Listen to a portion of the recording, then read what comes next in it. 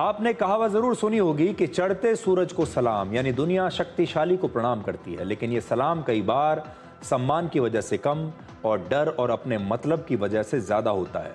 इसके साथ ही दुनिया की एक और फितरत भी होती है, और वो ये कि दुनिया की सहानुभूति अक्सर कमजोर और पीड़ित के साथ होती है। ईरान युद्ध से पहले पूरी दुनिया ईरान में खामनेई की सरकार को अत्याचारी मानती थी, लेकिन अब धीरे धीरे दुनिया की राय बदल रही है।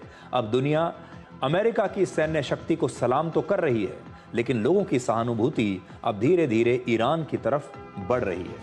बहुत से लोग ईरान की हिम्मत की दाद दे रहे हैं और कह रहे हैं कि ईरान अकेले दम पर अमेरिका और इजराइल जैसे शक्तिशाली देशों से एक साथ लड़ रहा है, और अमेरिका की इतनी बड़ी सेना के बावजूद ईरान ने सरेंडर करने की बजाय लड़ना ज्यादा बेहतर समझा। अमेरिका के राष्ट्रपति डोनाल्ड ट्रंप लगातार कह रहे हैं कि उनकी नज़र में यह युद्ध लगभग समाप्त है, क्योंकि ईरान में अब नष्ट करने के लिए कुछ बचा नहीं। वो दावा कर रहे हैं कि अमेरिका ने ईरान की नेवी और एयरफोर्स दोनों को खत्म कर दिया है। ईरान के ज्यादातर मिसाइल लॉन्चिंग साइट्स को भी नष्ट कर दिया गया है, और अब ईरान के पास लड़ने के लिए कुछ नहीं बचा। लेकिन ईरान है कि मानता नहीं। राष्ट्रपति डोनाल्ड ट्रंप के इस दावे के बाद ईरान ने अपने हमले और तेज कर दिए।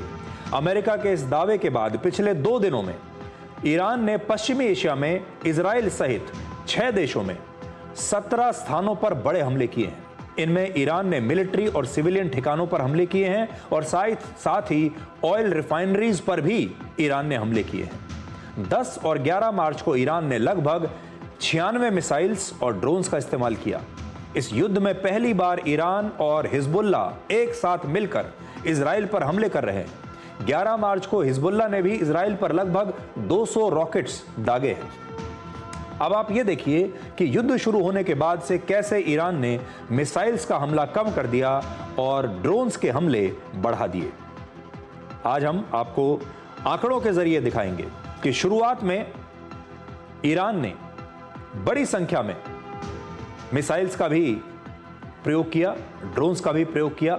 आप देखिए, बड़ी स्क्रीन पर मैं आपको दिखाता हूं, इसे आप देखिए। ये ईरान के हमले हैं। इसमें जो नीले रंग से आप देख रहे हैं ये ड्रोन के हमले हैं, और लाल रंग से जो हमले हैं ये बैलिस्टिक मिसाइल्स के हमले हैं।